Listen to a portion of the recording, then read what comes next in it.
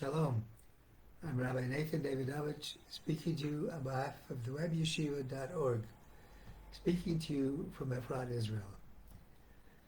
Today is Shiva Asr Tammuz, the 17th day of the month of Tammuz, the beginning of the 3-week period mourning the destruction of the holy temple in Jerusalem, the holy temples, both Beis Hamikdash, leading to the final commemoration of this day when the temple was actually destroyed on Tisha B'Av, the 9th day of Av. I'm going to talk today about how our mourning has to be a mourning not just of what we don't have anymore of the past, but a yearn, a cry, a hope for the future. Let's talk first about the significance of what happened, the destruction of the temple. The first holy temple was destroyed because of the 3 cardinal sins. Cardinal sins of avodah zarah, idol worship, gilui arayos, immorality, and shfichas damim, spilling somebody's blood, murder. The second temple was destroyed for sinas chinam. Sinas chinam is baseless hatred, hating somebody else, not paying attention to somebody else, not trying to fulfill the command of V'ahavta l'recha kamocha, you shall love your neighbors yourself, but rather hating your neighbor, disliking your neighbor, quarreling with your neighbor. And it's interesting that the second Beis Hamikdash was destroyed not for the 3 cardinal sins I mentioned a moment ago, but rather for the sin of hating somebody. And the only hating somebody, hating a fellow Jew, how horrible it is not punishable by death. The 3 cardinal sins that I mentioned a minute ago are all punishable by death. This is based on the hatred of a fellow Jew is based on a sentence in the Torah, Lo sisnes achicha b'levavecha, don't hate your brother in your heart. And for that, that's only a negative commandment. There's no punishment of death. Yet it was deemed so severe a transgression that God destroyed the second holy temple, the Beis Hamikdash, and sent the Jewish people into exile, which continues until today.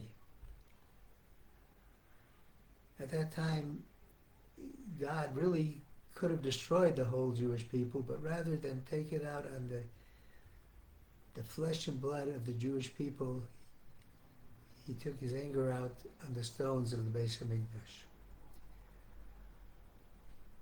When we mourn for the Beis Hamikdash today,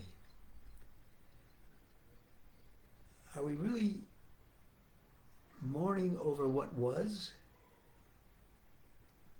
Do we mourn over something that happened in the past? We know that in Judaism, we have certain periods, subscribed periods of mourning. If God forbid somebody loses a close relative, you have first the Shiva period, a period of 7 days of mourning, intense mourning. Then you have the Shaloshim, 30 days after that.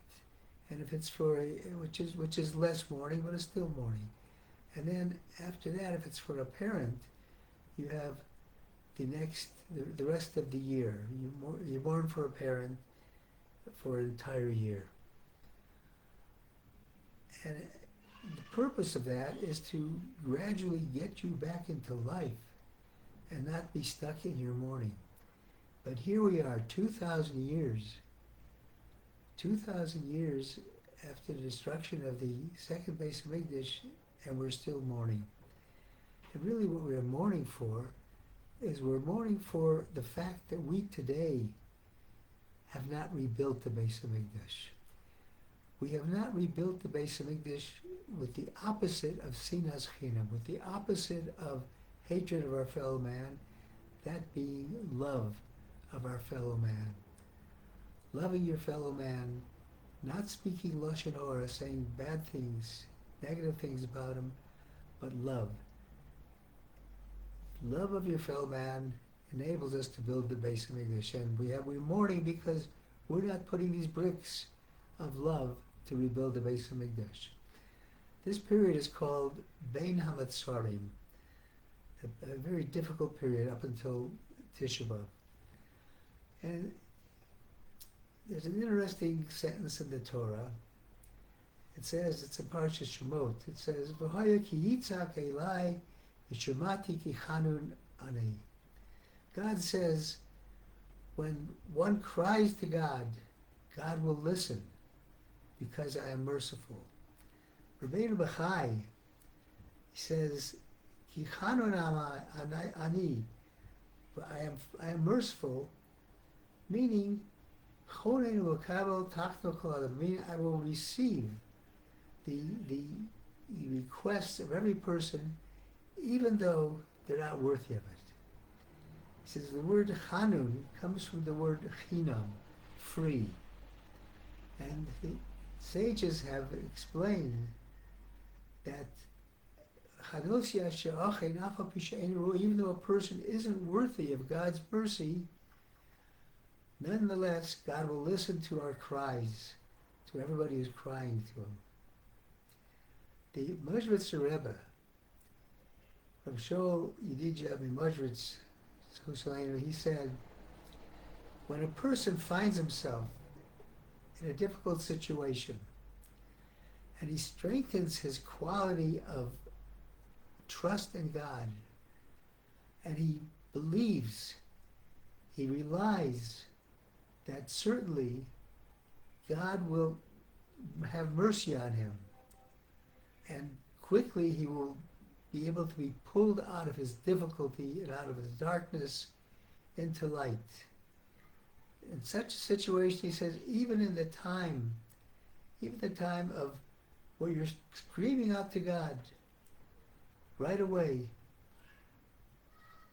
if you understand that you are crying to God out of hope and out of joy, out of the joy and the emunah, the belief and the trust that certainly God will save you from your difficulties, that power is enough to have God save you from these difficulties.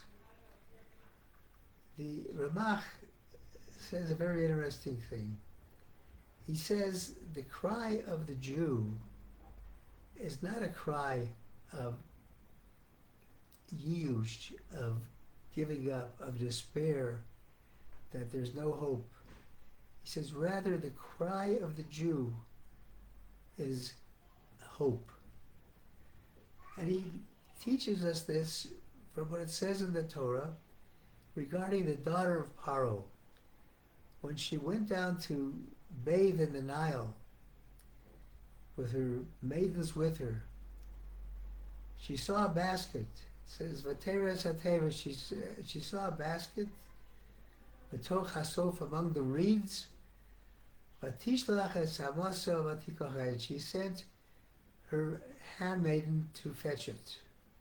And then she said, Vatiftach V'horot Hayel, she opened it and she saw a baby.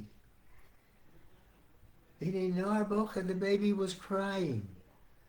Vatachmolov, she had mercy on Vatomer, and she said, Miyalde ha'ivri hazeh, this must be a Hebrew child. She understood that the cry of this baby was the cry of a Jew, because she understood that this was a cry of hope and not of despair. As we cry out to God during this 3-week period of mourning for the temple, of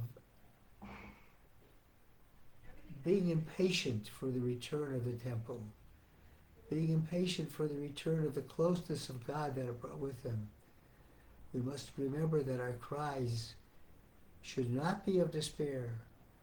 No matter what's going on, don't despair. Let it all be cries of hope. Thank you for listening on behalf of the webyeshiva.org. I wish everybody the ability to express this hope through doing acts of chesed yourself, doing acts of kindness to one another. Shabbat Shalom.